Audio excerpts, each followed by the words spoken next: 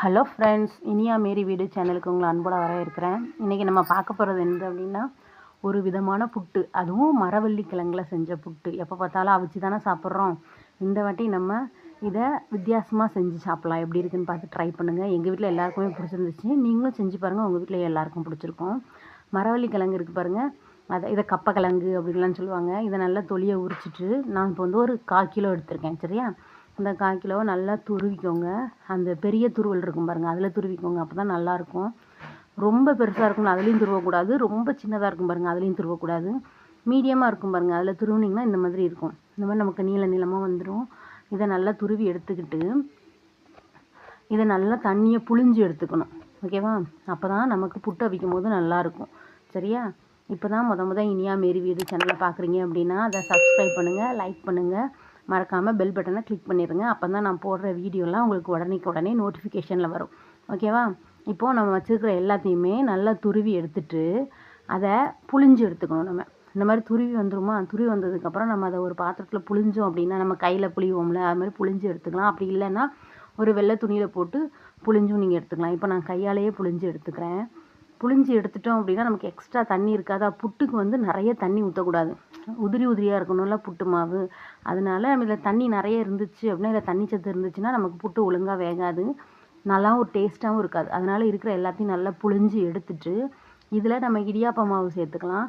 நான் வெள்ளை கலர் இடியாப்ப மாவும் சேர்த்துக்கலாம். நான் இதில் வந்து ராகி இடியாப்ப மாவு சேர்த்துருக்கேன். ஓகேவா, ராகி இடியாப்ப மாவில் சம்பா புட்டு மாவுன்னு சொல்லுவாங்கள்ல, அது சாரி தப்பாக சொல்லிட்டேன், சம்பா புட்டு மாவு சேர்த்துக்கோங்க. சம்பா புட்டு மாவை சேர்த்துட்டு நல்லா தண்ணியே ஊற்றக்கூடாது இதில். ஏன்னா நம்ம இதில் இந்த மரவள்ளி கிழங்குலையே தண்ணி சத்து இருக்கும். நம்ம இப்போ புழிஞ்சாலுமே அதில் நிறைய தண்ணி சத்து இருக்கும். அது அந்த புட்டு மாவு வந்து இந்த தண்ணியெல்லாம் உறிஞ்சிட்டு நல்லா உதிரியாக வந்துடும். இப்போ எல்லாத்தையும் புழிஞ்சு வச்சுட்டு நம்ம அதில் புட்டு மாவை சேர்த்துக்குவோம். ஓகேவா, இப்படி நம்ம புழிஞ்சால் தான் நல்லாயிருக்கும். உங்களுக்கு அதான் சொல்கிறோம்ல, இப்படி புளிய கஷ்டமாக இருக்குது அப்படின்னா ஒரு வெள்ளை துணியில் போட்டு மொத்தமாக போட்டு புழிஞ்சு எடுத்துக்கலாம். நல்லா உதுத்து விட்டுக்கோங்க. ஆனாலும் இதில் ஈரப்பதம் இருக்க தான் செய்யும். நம்மளாம் ரொம்ப புழிஞ்சு எடுக்க முடியாதுல்ல, ஓரளவுக்கு தான் புளிய முடியும். அதனால் அதில் கொஞ்சம் ஈரப்பதம் இருக்கும். அதில் நம்ம புட்டு மாவு, நான் சம்பா புட்டு மாவு சேர்த்துருக்கேன். 200 கிராமுக்கு 1 டம்ளர் அளவு புட்டு மாவு. நம்ம டீ குடிப்போம் பாருங்கள் டம்ளர், அந்த டம்ளர் அளவுக்கு. அதான் ஒவ்வொரு வீட்லேயும் பெருசு சின்னதாக வச்சுருப்பீங்க. நார்மலாக டீனா இவ்வளோ டம்ளரில் குடிப்போம்னு சொல்லி ஒரு அளவு இருக்கும்ல, அந்த டீ டம்ளர் அளவுக்கு 1 டம்ளர் போட்டு இப்படி வச்சுட்டோன்னா நமக்கு நல்லா உதிரியாக இருக்கும். பசிஞ்சதுக்கப்புறம் இதில் தேவையான அளவுக்கு உப்பு, ஏன்னா நம்ம புட்டு மாவு அதுக்கப்புறம் கப்பக்கிழங்கு போட்டிருக்கோமா, இந்த கப்பக்கிழங்கும் சேர்த்து தேவையான அளவுக்கு உப்பு போட்டு நல்லா புழிஞ்சு வச்சுக்கோங்க. உதிரியாக இருக்கணும் மாவு வந்து டைட்டாக இருக்கக்கூடாது, வேகாது, நல்லா உதிரியாக இருக்கணும். இப்போ கிண்டி வச்சுட்டு நம்ம புட்டு அவிக்கிறதுக்கு உண்டான வேலையை பார்ப்போமா. அது ஒரு 2 நிமிஷம் ஊறட்டும்.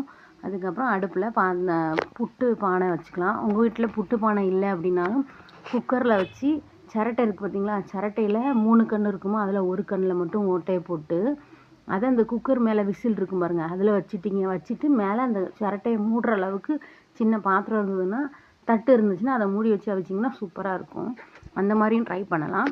இந்த மாதிரி எங்கிட்ட புட்டு குடம் இருக்குனாலும் இப்படி ட்ரை பண்ணலாம். இல்லை எனக்கு எதுவுமே இல்லை, நான் இட்லி குக்கரில் தான் அவிக்கணும் அப்படின்னா, இப்போ நம்ம விரைவி வச்சோம்ல, இது கூட தேவையான அளவுக்கு தேங்காய் தூளும் நாட்டு சர்க்கரையோ சீனியோ எது வேணுமோ அதை போட்டு அப்படி நம்ம இட்லி பாத்திரத்தில் இட்லி நல்லா தண்ணியை கொதிக்க வச்சுட்டு அதுக்கப்புறம் அந்த தட்டில் துணியை விரிச்சிட்டு இந்த மாவை இட்லி மாதிரியே வச்சிடலாம். ஆனால் அமுக்கி வைக்கக்கூடாது, அப்படி அள்ளி இப்படி போட்டு அந்த குழியில் போட்டு வச்சிங்கன்னா சூப்பராக இருக்கும் இட்லி புட்டு. அதுவும் ஒரு நாள் நான் உங்களுக்கு ட்ரை பண்ணி காமிக்கிறேன். ஓகேவா, இப்போ இதில் நம்ம கொஞ்சோண்டு அளவுக்கு புட்டு மாவு, அதுக்கப்புறம் தேங்காய் துருவல் இதையும் போட்டுக்கலாம். இதில் முக்கியமான விஷயம் என்ன அப்படின்னா, நம்ம புட்டு மாவை வந்து அமுக்கி வைக்கக்கூடாது எப்போவுமே. நான் ஃபஸ்ட்டு தெரியாமல் அமுக்கி வச்சு அந்த குக்கரில் அந்த குடத்துலேருந்து அந்த மேலே உள்ள குழல் அப்படி எகிரி குதிச்சிடும் டக்குன்னு. ஏன்னா அமுக்கி வச்சோம்னா வெளியில் போகிறது, காற்று வெளியே போகிறதுக்கு இடம் இருக்காதா, அப்போ அது வெடித்த மாதிரி வெடிச்சிடும். அதனால் நீங்கள் என்ன பண்ணுங்கள், நல்லா டைட்டாக உள்ளே அமுக்கி போடாமல் சும்மா அப்படி அள்ளி மட்டும் போடுங்க.